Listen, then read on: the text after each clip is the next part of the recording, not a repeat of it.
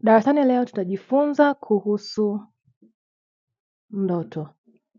Na somo la leo specific tunaenda kujifunza jinsi ya kutofautisha kama ndoto imetoka kwa Mungu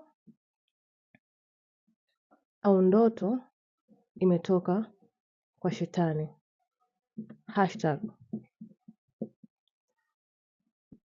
#adui.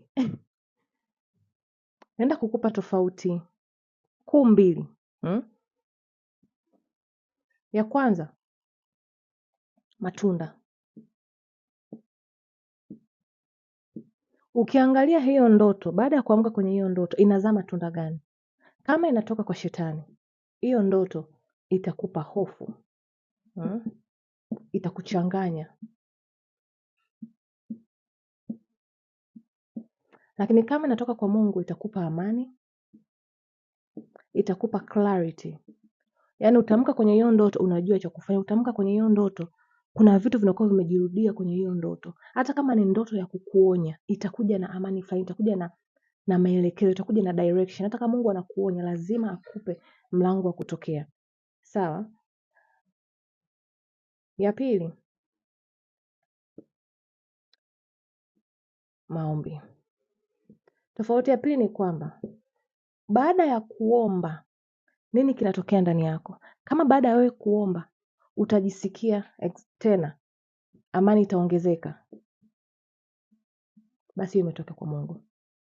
Lakini kama baada ya kuomba na kama baada ya kuomba ile hofu uliokuwa nayo itaachia, basi hiyo exactly imetoka kwa adui.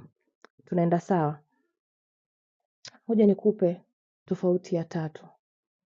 Na kabla sikupe tofauti ya tatu, naomba ukumbuke kwamba katika kila ndoto yoyote ukiamka hakikisha unaomba au hakikisha unamuomba Roho Mtakatifu, hii ndoto imetoka kwako, imetoka kwa nani? Ninaomba unisaidie, ninaomba unieleweshe hii ndoto ina maana gani? Kwa sababu kuna ndoto nyingine hata kama ni za vita, sio kila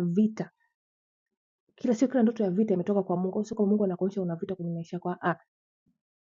Tunaenda sababu ya tatu kwamba ndoto zinazokuja wakati unafunga